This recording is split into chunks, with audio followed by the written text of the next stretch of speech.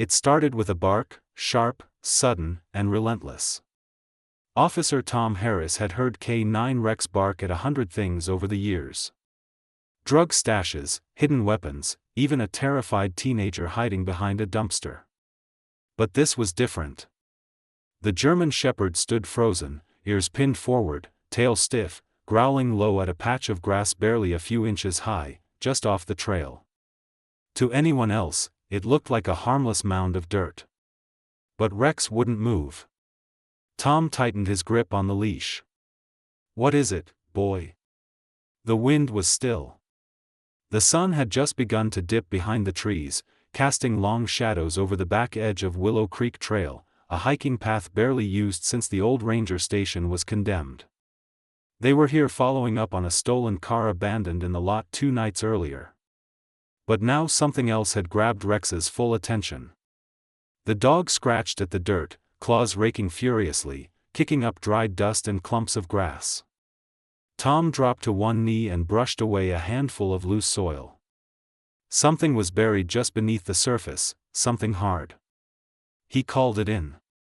By the time the other officers arrived with shovels, Rex had already exposed part of a plastic sheet, weathered and stained, wrapped tightly around something bulky and uneven. Tom's stomach dropped. He knew that shape, human. They kept digging, silence hanging heavy in the air. Then the smell hit. One of the younger officers turned and gagged. Tom held his breath, pulling back the tarp with gloved hands. A man's body, fully clothed, hands bound, face almost gone from decay, but the jawline and bones were still clear. They just unearthed a corpse. And that was only the beginning. Before we begin, don't forget to subscribe and tell me in the comments where you're watching from. Forensics dated the body to roughly 15 to 20 years ago. Cause of death, blunt force trauma to the back of the skull. No ID, just a cheap wristwatch frozen at 2:17 and a torn photo tucked into the back pocket of his jeans. Faded, stained, but still legible. A woman holding a toddler. No names. Back at the station, Tom couldn't shake the image. Why would Rex lock in on a random dirt mound like that unless something deeper was at play? He pulled up old case files from the region, searching through cold reports of missing persons, unsolved deaths, and unidentified bodies. It wasn't long before he found one that made his blood run cold. Daniel Carter disappeared in 2008. Last seen hiking alone through the Willow Creek trailhead. Backpack found, no signs of struggle. The case went cold within months. He was 39, recently divorced, and a former warehouse supervisor. Tom leaned back in his chair, staring at the screen. Daniel Carter vanished nearly 17 years ago. Same trail, same age range, the jawline, it could match. He picked up the phone and called Carter's sister, who still lived in Lubbock. When she answered, her voice cracked after hearing the news. She told Tom that her brother had been a good man but troubled, going through a rough time after the divorce. The photo in the pocket, that was his ex-wife and daughter. He kept it with him always. DNA would take a few days to confirm, but deep down Tom already knew. Rex had just cracked open a case long believed buried forever. Literally. And here's the wild part. That wasn't the end. It was just the start. Because Rex didn't stop barking that day. Not after they found the body. Not even when the body was taken away. He kept pacing the clearing, sniffing near a group of trees a few yards away. Tom followed him, heart pounding, watching as the dog stopped at another small mound. This one was even more subtle than the last, just a barely raised patch of leaves. Rex sniffed once, then began digging again. Before Tom could process what was happening, his radio buzzed. It was Detective Sarah Klein from the County Cold Case Unit. "Are you sitting down?" she asked. "Talk to me," Tom replied, eyes still on Rex. "That body you found? He wasn't just a missing person. He was the prime suspect in another case. 2006 missing child. A girl named Emma Holt, 6 years old. He was questioned and released. Her case was never solved. Tom's skin prickled. Wait, the guy we just found buried? Yeah, him. Daniel Carter was her neighbor. Last person to see her alive, but there was no evidence. And now he's dead, buried in the same woods she vanished near. A chill ran through Tom's spine. The next morning, Tom returned to the site with a fresh team and excavation tools. Rex went straight to the same second mound. The first few inches revealed nothing, but then the shovel clinked against something metal, rusted, and flat. They unearthed an old lunchbox sealed shut with duct tape. Inside, a small pink tennis shoe, a cracked plastic bracelet, and a single folded piece of paper with childlike handwriting. Her name was Emma. She cried and cried. I didn't mean to. Tom stood frozen. His mind reeled. Why bury these objects near Daniel's body? Was it his guilt, a sign of remorse, or was someone framing him? The dirt held more than just bones. And Rex wasn't done. As officers expanded the search zone, the dog sniffed deeper into the woods. Tail straight, posture alert. Something else was out there. Another clue. Another secret buried under years of silence and rot. And for the first time in 17 years, justice wasn't just possible. It was barking at the edge of every shovel. Rex stopped dead in his tracks. The German shepherd's nose hovered just an inch above the pine-covered forest floor, his breath quick and steady. Officer Tom Harris tightened his grip on the leash but didn't speak. He knew the signs. When Rex locked in like that, something was there. Something important. Go ahead, boy, Tom whispered. Rex darted forward, veering off the cleared path and deeper into the brush. Tom followed, brushing branches aside, boots crunching through old twigs and leaves. The rest of the team, still cataloging evidence from the second mound, watched him go but didn't stop him. They'd learned by now, when Rex leads, you follow. It was barely a minute before Rex paused again, sniffing low at the base of a rotting tree trunk. He circled it once, then began to dig, paws flinging dirt in all directions. Tom crouched down, brushing aside soil with his gloved hands. Just beneath the surface, something smooth and flat peeked through the dirt. He cleared the rest slowly, a large plastic tote lid covered in years of grime and mold. Get me a light, Tom called back. A junior officer arrived with a flashlight and helped lift the heavy lid. Inside was a tightly sealed contractor bag, the thick kind used in construction. Tom slid it open with his pocket knife. Books. Dozens of children's books, some moldy, some intact. A pink backpack, a pair of blue light-up sneakers, and a weathered stuffed bear with one eye missing. Nobody. But Tom's chest tightened. These weren't random items. He looked over at Rex, who sat silently now, ears forward, eyes locked on the pile as if waiting for Tom to understand what he already knew. These belonged to Emma Holt. Back at the station, Detective Sarah Klein stared at the contents of the bag as evidence techs laid them out on a table. These books, she said slowly, pointing at the titles. They're the exact ones her mom listed in the missing persons file. Goodnight Moon and Where the Wild Things Are all favorites. Tom nodded grimly. And the bear. Her face fell. Handmade by her grandmother. That's Emma's. Sarah turned toward the window, watching the daylight fade over the parking lot. So, Daniel Carter might not have been the killer, she said finally. Or he was, Tom offered. And someone wanted to bury the guilt with him. Sarah crossed her arms. There's another possibility. He wasn't working alone. That thought chilled the room. Tom sat down, staring at the evidence log. What about the note in the lunchbox? He asked. Forensics had confirmed it was written by a child, possibly Emma herself, but the full context remained a mystery. It was short, too short, a fragment of a larger truth that refused to come clean. And then there was Rex. Since the day of the discovery, the dog had been restless, more reactive than usual, like his instincts were still digging, even if his paws weren't. Tom had spent enough time with him to trust it wasn't just leftover adrenaline. Rex sensed something unfinished. The next day, Tom drove out to visit Emma Holt's mother, now living in a small duplex in Sherman, Texas. She opened the door with tired eyes and a cautious smile. "Mrs. Holt," Tom said.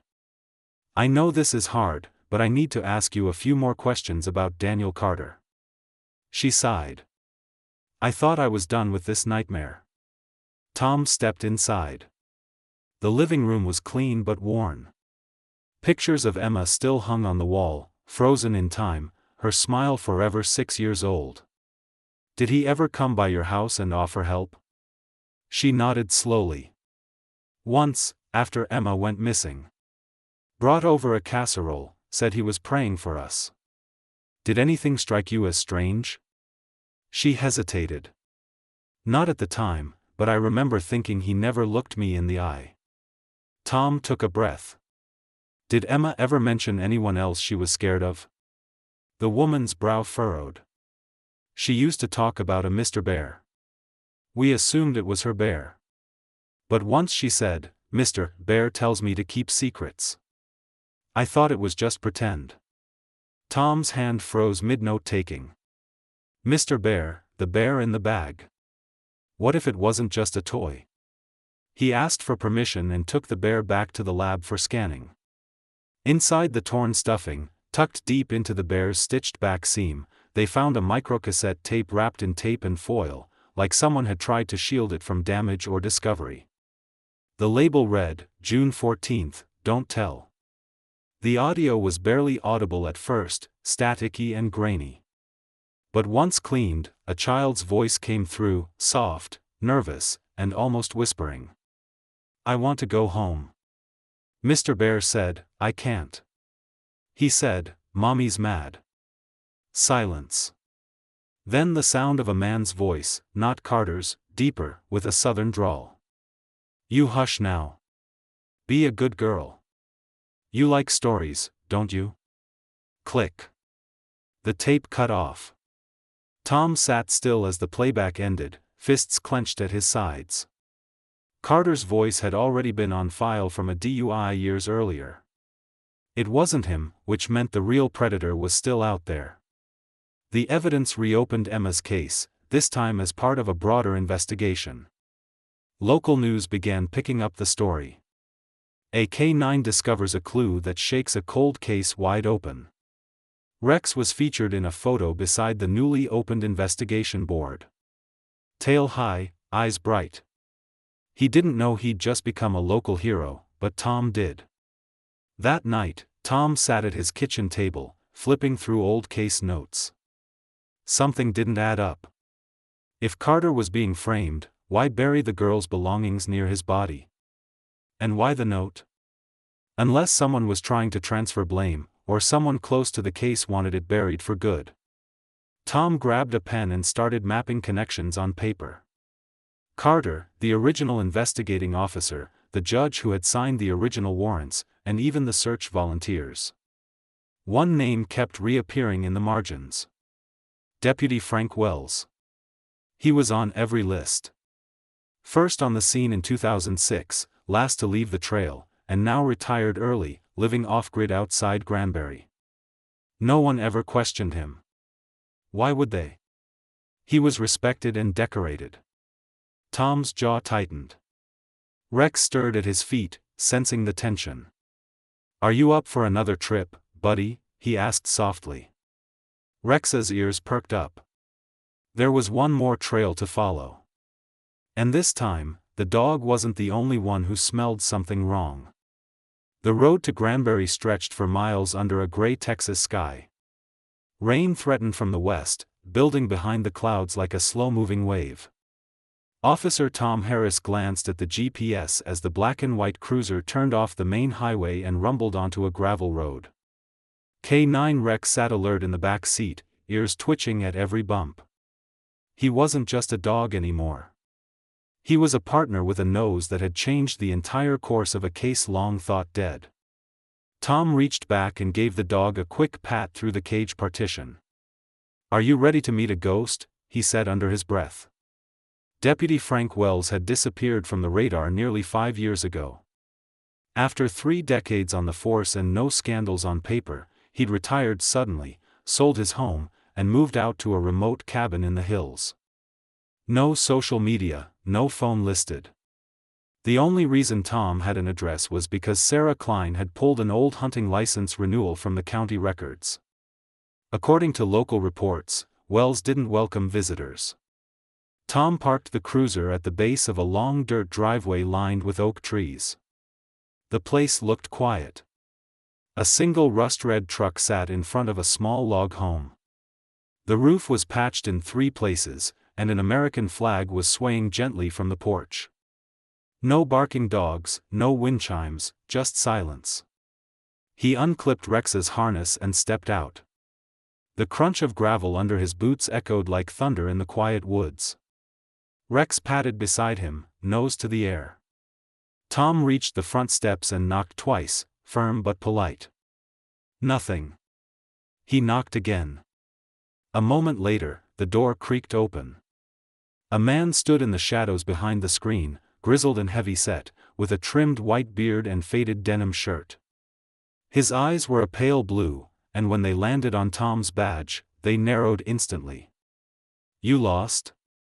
Frank Wells said flatly. "No, sir," Tom replied. "I'm with Westfield PD. Just need to ask you a few questions. I don't answer questions on my porch." "I understand, but this is about Daniel Carter and Emma Holt." That name hit like a brick. Wells' jaw tightened, but he didn't move. His gaze flicked to Rex. "Dogs canine?" "Yes, sir. This is Rex. He was the one who found Carter's body and her belongings." A long pause followed. Then, slowly, Wells unlatched the screen door. 10 minutes inside. No recordings. The interior of the cabin smelled of old tobacco and cedar. A wood-burning stove crackled in the corner. Framed photos of deer, fish, and long-forgotten hunting trips lined the walls.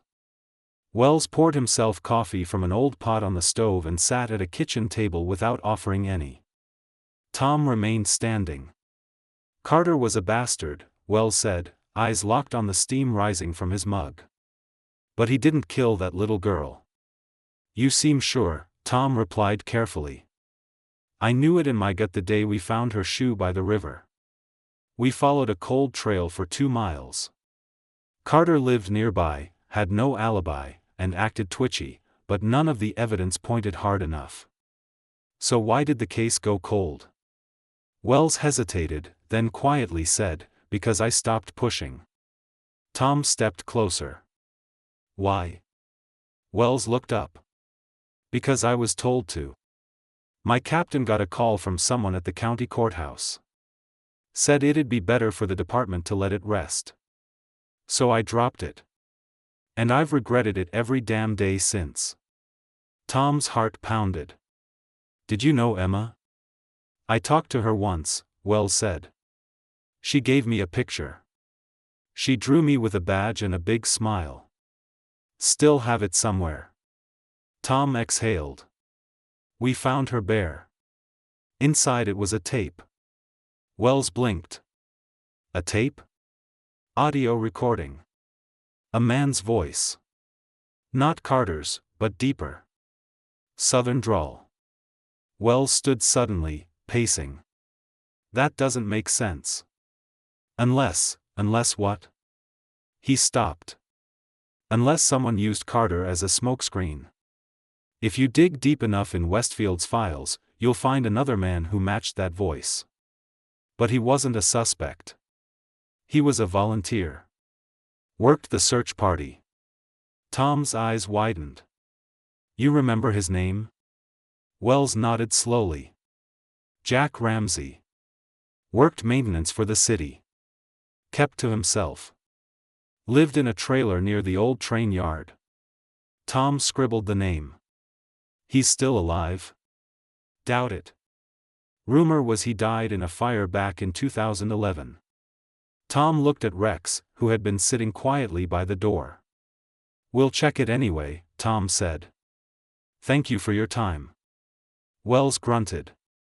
If you find her, if you find where she is, let me know. Tom nodded once. We will. The records confirmed it. Jack Ramsey had died in a trailer fire on the edge of town. Nobody was ever recovered, but officials had declared it accidental. The blaze had started late at night. No known witnesses. The file had almost no details. Tom drove out to the old lot. It was just ashes now, charred remains of a trailer long overtaken by weeds and time. But Rex didn't seem deterred. The dog moved in slow, calculated loops around the blackened soil. Then he stopped, pawing near a broken cinder block where the trailer steps had once been. Tom joined him, brushing away dried vines. Beneath the block was a patch of disturbed soil, packed differently from the rest. He dug with his hands until he hit something hard. A lockbox, old, rusted, and sealed with duct tape. Back at the station, they cracked it open. Inside were dozens of photographs, some faded, some clear. All of them featured children, playgrounds, street corners, and backyard fences, none labeled. And at the bottom of the stack, a single silver chain with a butterfly pendant. Sarah Klein held it up. Emma's. Tom's stomach turned. How did no one ever find this? Sarah's face was pale. Because no one was looking in the right place. Tom felt the weight of the moment pressing into his shoulders. Rex lay quietly at his feet, head resting on his paws, eyes watchful. The dog had done more in 2 weeks than the entire department had in 17 years. And they still weren't finished. Late that evening, Tom sat alone in his cruiser, engine off, parked outside the edge of Willow Creek Trail. The moon was high, silvering the treetops. He looked down at a map spread across the passenger seat, red circles marking every discovery so far.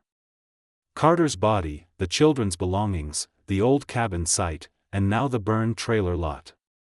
All within a 5-mile radius. Rex stirred in the back seat, restless. Still something you want to show me? Tom asked. The dog whined softly. Tom stepped out into the cold night air and opened the back door. Rex leapt down and began walking toward the trail again. Same path as before, same destination, or something new. Tom followed deeper into the woods. Halfway down the path, Rex veered right into a cluster of trees that looked no different than any other. But once again, the dog stopped at a small rise in the ground. Not another mound. Another secret. Tom dropped to his knees, brushing back pine needles. The dirt was loose. He grabbed his folding shovel. The first scoop revealed fabric. The second, bone. And the third, something small. Too small. A child's shoe. Rex stood silently beside him, unmoving. Tom didn't cry. Not then. But his heart cracked open like dry wood. They had just found her, 17 years later, and it was Rex who refused to let her stay forgotten. The shovel slipped from Tom Harris's hand as he stared into the shallow pit, his breath caught in his throat. Even under the beam of his flashlight, he could barely comprehend what he was looking at. The shoe was unmistakably child-sized. White canvas, dirt-stained, frayed laces still knotted tight. Just inches away lay a small wrist bone, no bigger than a matchstick. He sank back on his heels, swallowing the knot forming in his throat. Rex didn't move. The canine had led him here, like he always did, instinct driven by something deeper than training. The shepherd stood perfectly still beside the makeshift grave, as if honoring a silence long overdue. Tom pulled out his radio. "Dispatch, this is Officer Harris. I need an immediate response from CSI to the eastern edge of Willow Creek Trail. Possible child remains found. Copy, a crackle. Copy that. Dispatching now. ETA 25 minutes. He leaned back, staring up at the treetops that rustled gently in the early spring breeze. So quiet, so peaceful, it was hard to believe this spot had held a secret for nearly 2 decades. Harder still to accept that it was Rex, just a dog to some, who'd been the one to uncover it. By the time the crime scene unit arrived, Tom had cordoned off the area with yellow tape and placed evidence markers where he could. He didn't want anyone stepping too close. Detective Sarah Klein arrived moments later, flashlight in one hand, jacket zipped to her chin. She took one look at the exposed shoe and exhaled slowly. "Is it her?" she asked. Tom nodded. "I think so." Sarah knelt down, eyes scanning the dirt. 17 years, she murmured. And nobody ever found this. Tom kept his gaze on the ground. Because they weren't looking in the right places. They weren't following the one who knew. He glanced at Rex, who now sat a few feet away, tail curled neatly around his legs. His eyes remained fixed on the grave, ears alert even in the quiet. The forensics team worked for hours under floodlights. As more remains were unearthed, along with what looked like the tattered fabric of a child's dress, confirmation came faster than expected. Thanks to the butterfly pendant recovered from the lockbox earlier, it matched the clasp sewn onto the dress collar. It was Emma. The discovery made national news within 24 hours. Missing girl found after 17 years thanks to police K9, read the headlines. TV crews flooded the Westfield Police Department, clamoring for footage of Rex. His photo, stoic, beside the open grave, lit by floodlights, circulated like wildfire. Animal lovers rallied online, demanding a medal. Parents across the country shared Emma's story with their children. But while the public grieved and celebrated, Tom knew this wasn't the end. It was just the final page of the first chapter, because someone had buried her, and someone had made damn sure no one would ever find her. Until now. Detective Klein reopened the full file on Jack Ramsey, the maintenance worker who'd been at the center of suspicion since the tape was discovered. The man was declared dead in a fire in 2011, yet his body was never recovered. They started with the autopsy. Turns out, it had never been performed. The fire was ruled accidental, and given the extent of the destruction, authorities had assumed he burned alive. The few remains were inconclusive, consisting mostly of melted personal items and dental fillings. But Tom had a gut feeling. Ramsey was never in that fire. He faked his death. And now the trail had gone cold again. The next step came from an unlikely place. A former prison guard from Claymore Correctional Facility. He called anonymously, refusing to give his name, but his message was clear. "I used to work shifts when Ramsey was brought in on a minor weapons charge back in 2002. He used to brag about keeping secrets in the ground. He said he had a plan to disappear if things got too hot. If I were you, I'd check his brother. Ethan Ramsey lives in Idaho now. Off-grid, but not impossible to find." Tom hung up the phone and looked across the office to Sarah. "We've got a lead," he said. 2 days later, Tom and Rex were on a flight to northern Idaho, where Ethan Ramsey lived in a small snow-covered cabin tucked deep into a logging town with a population under 300. The local sheriff offered backup, but Tom declined. He needed to do this with Rex. When they arrived, Ethan answered the door with a scowl. "Let me guess, you're here about Jack." Tom held up his badge. "That's right." Ethan sighed. "I told the cops 10 years ago. I haven't heard from him since the fire." Rex stepped forward, sniffing the air. "He's dead, man," Ethan continued. "Why won't people let that be?" Rex growled softly. "Not aggressive, just alert." Tom narrowed his eyes. "Mind if I come in?" Ethan hesitated. You got a warrant? No, but if your brother's alive and you're hiding him, I'll get one. A beat of silence. Then Ethan stepped back. Tom entered slowly, eyes scanning the small, cluttered living room. Stacks of old magazines, a dusty recliner, and a gun rack filled with hunting rifles. But then Rex moved quickly toward a small door at the end of the hall. Basement? Tom asked. Ethan tensed. It's just storage. Rex scratched the door. Tom opened it. What he found below was less like a storage room and more like a bunker. Tools lined the walls, old camping gear, and shelves of canned food, and in the corner, a steel cabinet sealed with a padlock. Tom turned to Ethan. The key? I don't, Rex barked sharply. Ethan flinched. He handed over the key. Inside the cabinet were 3 spiral-bound notebooks, all handwritten, all in Jack Ramsey's shaky block lettering. Journals. Tom skimmed through the first few pages. June 2006. She wouldn't stop crying. I told her to be quiet. I didn't mean to hurt her. July 2006. They think it was Dan. Good. Let him. October 2008. Still can't sleep. Hear her voice in the wind sometimes. January 2011. The fire's ready. They'll find nothing. Tom stared at the last page. A confession in plain ink. Jack Ramsey had killed Emma, framed Carter, burned his trailer, and disappeared. But now, even in hiding, he had kept the truth on paper. Maybe out of guilt, maybe out of pride. Either way, it was over. Back in Texas, the news of the journal spread fast. Jack Ramsey was officially wanted for the murder of Emma Holt, as well as obstruction of justice and multiple counts of child endangerment. With the new evidence in hand, the U.S. Marshals issued a national manhunt.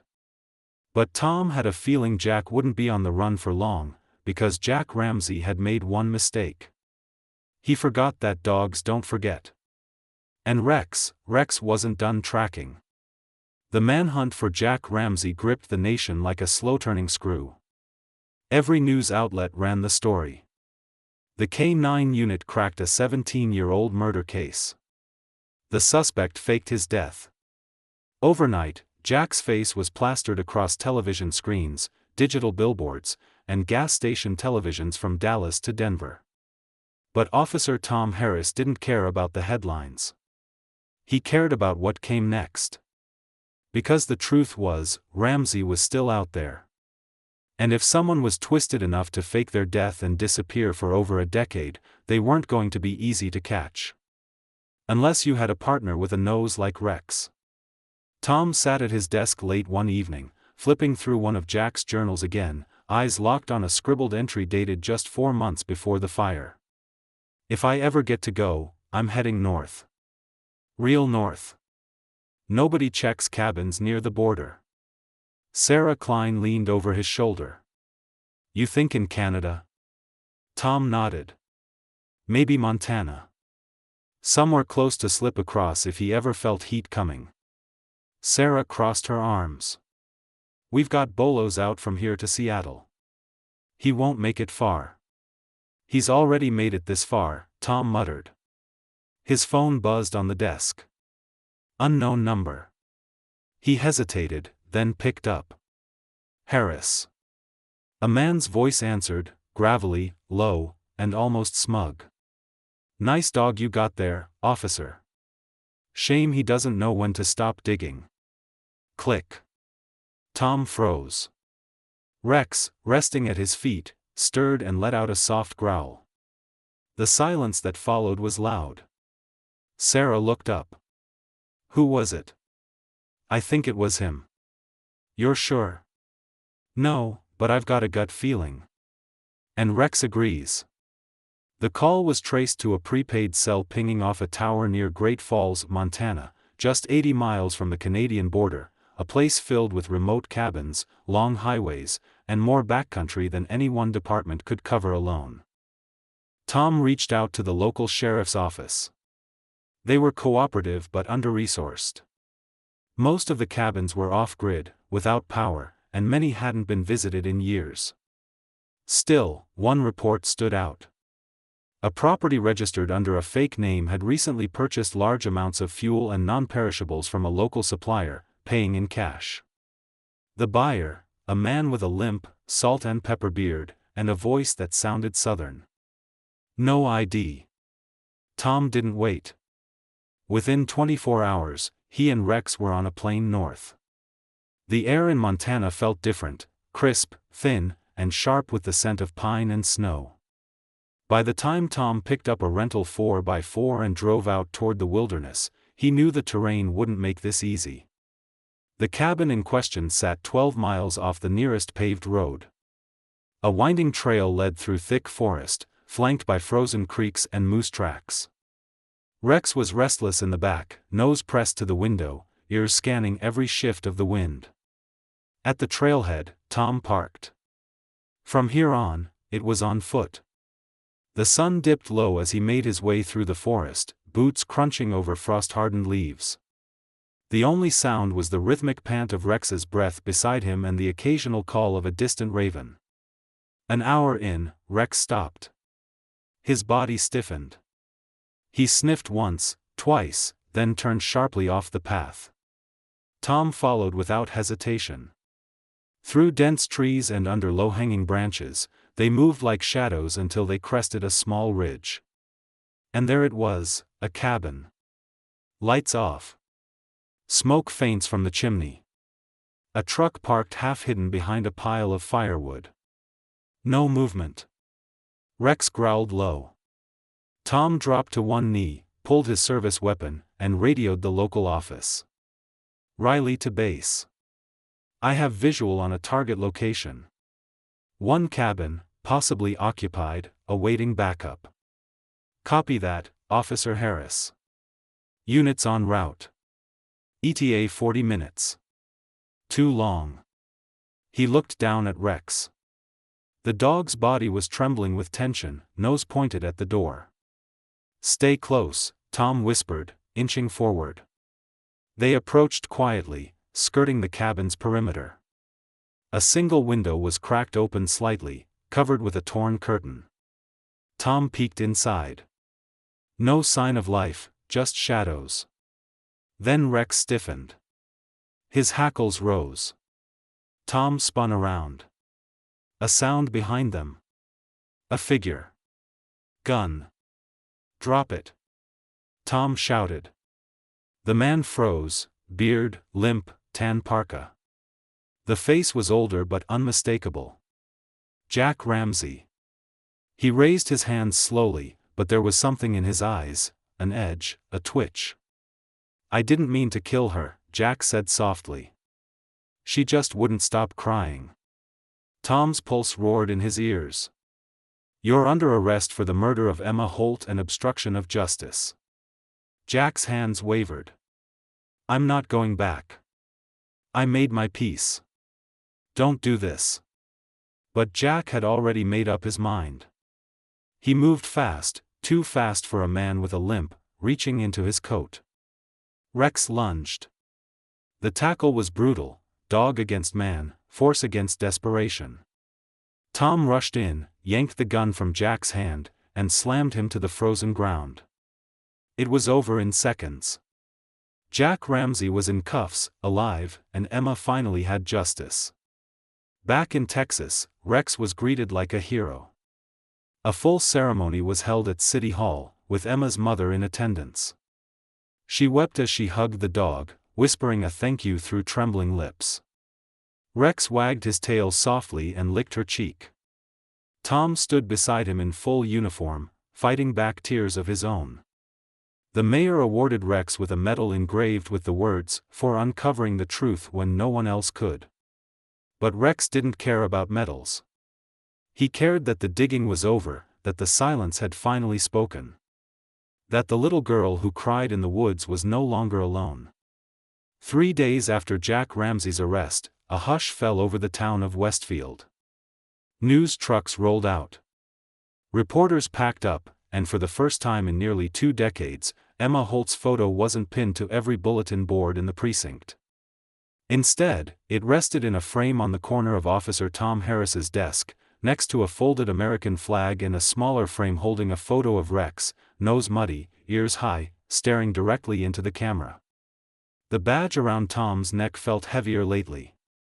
Not because of pride or pressure, but because the silence left behind by justice often made more noise than the screams of injustice itself. Ramsey's confession had cracked more than one cold case. As detectives sifted through his journals and pieced together travel records, a second name emerged. Sophie Miller, 9 years old, vanished from a rest stop near Lubbock in 2004. She was never found. No suspects, no clues, until now. One entry, buried in the middle of a coffee-stained spiral notebook, read, "The girl in the sunflower dress cried for hours. I left her near the rocks. Too much noise. Same look in her eyes as Emma." Tom read it 3 times, his stomach turning. They had found one girl. But how many others had Jack buried under silence? Detective Sarah Klein stood beside him in the evidence room. "You think Sophie's remains are still out there?" she asked. Tom nodded. "Yeah, and I think Rex might be the only one who can find her." Sarah exhaled slowly. "Where do we even start?" Tom turned to the map. He said the rocks. In his travel history, there's only one stop near Lubbock that fits. Palo Duro Canyon. Sarah raised an eyebrow. "That place is huge." Tom glanced down at Rex, who was lying at his feet, tail sweeping across the tile floor. The German shepherd lifted his head as if he already knew his next mission. Tom smiled. "He's ready." They drove northwest the next morning, cutting across the Texas plains as the sun lit up the open sky in pink and orange streaks. Tom had always hated this part of the state, flat, dry, unforgiving. But the towering cliffs of Palo Duro Canyon, rising in the distance, brought a strange calm, like the earth had been split open on purpose to remind people that it was always hiding something. Local rangers met them at the entrance. "We've searched these trails before," one said. "Back when Sophie first went missing. Never found a thing." "She's here," Tom replied confidently. "We just didn't have Rex back then." They started on the North Ridge, where Jack had reportedly camped for a weekend in early June 2004. It had taken some serious digging through old campground permits, but Sarah's team found the exact plot number. Rex jumped out of the SUV and began sniffing immediately, focused, driven, nose glued to the ground like a bloodhound. His tail stiffened as he weaved between mesquite brush and cactus. Then he stopped, completely still. Tom knew that posture now, the same one from the forest trail, from the cabin. Rex didn't need to bark. His silence screamed louder. Tom moved in. The soil beneath Rex's paws looked different, darker, looser. He dropped to one knee and pushed aside a layer of dry brush. Something metallic caught the sun. A rusted lunchbox, half buried beneath a slab of limestone. Tom called for gloves and evidence bags. Carefully, he lifted the box and pried it open. Inside was a tattered girl's bracelet, a pair of barrettes, and a drawing. A shy, daring drawing, childish and crude, a yellow sun, 2 stick figures holding hands. One of them labeled me. It was Sophie, and Rex had just found her last message. The remains were harder to find. It took the rest of the day, 5 hours, 2 shovels, and a full forensics team. But by sundown, the small skeleton was uncovered under 3 feet of packed soil and rock. Her clothes had decayed, but the floral print from the dress was still faintly visible. The rangers cried. The forensics team stood still for a long time. And Tom just sank to the ground beside Rex and rubbed behind his ears. "You did it again," he whispered. "You brought another one home." Rex licked his hand and pressed his head against Tom's chest. Sophie's parents were notified the next morning. They had moved to Oklahoma years earlier, but when they arrived at the Westfield precinct 2 days later, it was like time folded in on itself. Her mother sobbed in Tom's arms, thanking him over and over again. Her father, a tall man with tired eyes, knelt beside Rex and hugged him without saying a word. That moment, silent and powerful, was caught on a precinct surveillance camera. Within hours, it went viral. Millions watched the clip of a broken father thanking a dog for returning his daughter after 21 years. People shared their own stories of loss, of healing, of hope. Rex didn't know any of that. But what he did know was this: another little girl was no longer alone. The Westfield community rallied behind Rex. Local businesses donated to the K-9 unit. Schools invited Tom and Rex to speak. Children lined up for pictures with the hero dog. One kid handed Rex a new tennis ball and said, "Thank you for finding the girl in the canyon." The mayor called for an annual Rex Day, a citywide tribute to the role animals play in justice. Tom was happy for the attention, not for himself, but for Rex. Still, something inside him was unsettled, because as more evidence was processed, another journal entry from Jack Ramsey came to light. This one, dated 2003, read, "Not all of them were alone. Sometimes there were two." Tom sat with the journal in his lap, the words swimming on the page. Two.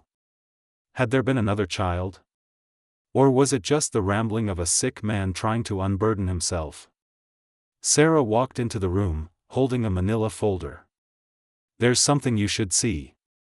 Inside were satellite images from early 2000s wildfire surveys, taken near Ramsey's old hunting cabin.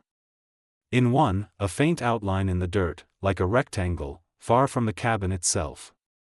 "Too regular to be natural," Sarah said. "Could be an old burn pit," Tom replied. "Or something buried." He looked down at Rex. The dog was already standing, ears perked. He was ready again. And Tom realized then that they weren't chasing bodies. They were chasing closure, for the children, for the families, and maybe for themselves.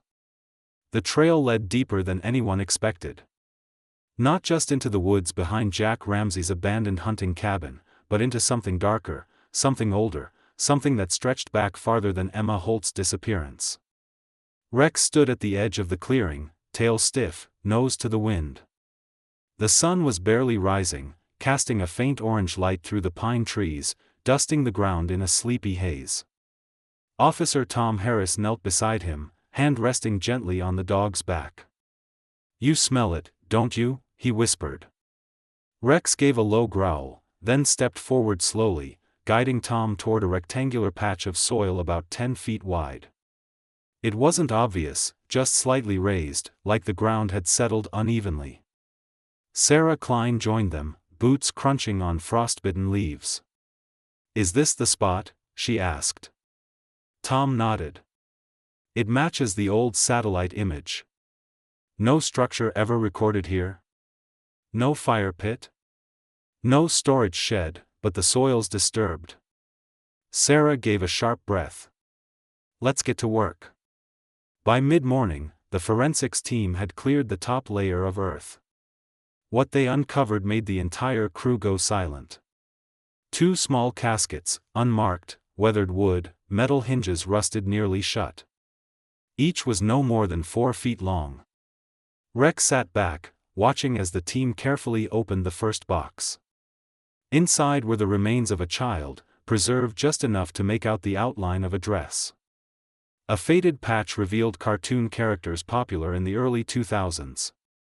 The second casket held another small skeleton, dressed in what looked like a boy's shirt. 2 children, not listed in any active or cold case files. No matching missing persons reports within a 500-mile radius. No names. No voices were ever raised to find them. Tom swallowed hard as he stared into the quiet graves. "They were never reported," Sarah said quietly. "Never even looked for." Tom clenched his jaw. "Which means whoever took them made sure no one would." The lab confirmed the bodies were roughly 6 and 7 years old. A girl and a boy, likely siblings based on matching mitochondrial DNA. Time of death, approximately 2002. The journals Jack left behind hinted at them, but never directly, just vague mentions. They were small and too trusting. She sang a song I didn't know. He held her hand when they slept. Sarah slammed the last notebook shut. He kept trophies. He remembered them all, but not their names. Tom stared out the window of the precinct, arms crossed. They were real, he said. They mattered. Sarah nodded. They do now. A joint task force was assembled to go through missing children reports from nearby states, Louisiana, Arkansas, and Oklahoma. Still, nothing matched. No Amber Alerts. No parents ever came forward. One theory floated: foster kids or runaways, or worse, children trafficked and dumped. It made Tom sick. He returned to the grave sites 2 days later, alone with Rex. He placed 2 small wooden crosses in the ground. Marked simply, "We see you now." Rex sat beside the markers, head low. Tom dropped to a knee and whispered, "You brought them home, too. You gave them names, even if the world never did." Rex licked his hand gently. It was enough. A week later, Jack Ramsey stood trial. He pleaded guilty. Multiple counts of murder, evidence tampering, abuse of a corpse, and kidnapping. He was sentenced to life in federal prison without the possibility of parole. There was no grand courtroom scene, no shocking twist, just a cold, steady hand of justice, finally landing on a man who had evaded it for far too long. Outside the courthouse, Emma Holt's mother stood with Tom and Rex. She laid a bouquet of lilies beside the courthouse steps and whispered, "You were her voice, Rex. Thank you." The Westfield Police Department held a formal retirement ceremony for Rex the following spring. After 7 years of service and solving the coldest case in city history, Rex would live out his days with Tom. No more crime scenes, no more graveyards, just long walks, quiet mornings, and a sunny spot by the porch. At the ceremony, the mayor gave a speech. Rex reminded us that the smallest bark can uncover the loudest truth. He reminded us to never stop searching, even when everyone else has stopped looking. The room applauded as Rex sat proudly beside Tom, tail wagging. Then came the surprise. The community had raised money for a statue in Rex's honor. It would stand at the entrance of Willow Creek Trail, where Emma's story had started and where Rex's bravery had rewritten history. The statue showed Rex mid-bark, one paw lifted, nose pointed forward. The base read, "K9 Rex, he found the forgotten." Back at home, life settled into something slower. Rex took up guard duty on the porch, chasing the occasional squirrel and watching neighborhood kids ride their bikes. He still perked up when Tom put on his uniform, but he never whined when Tom left for his shift. He knew his job was done. And Tom carried the weight of the story with him, not as a burden, but as a responsibility. To listen more closely, to pay attention to small details. To never dismiss a hunch, especially when it came from a four-legged partner. Late at night, sometimes he'd sit on the porch beside Rex, beer in hand, stars overhead, and just breathe. "I couldn't have done any of it without you," he'd say.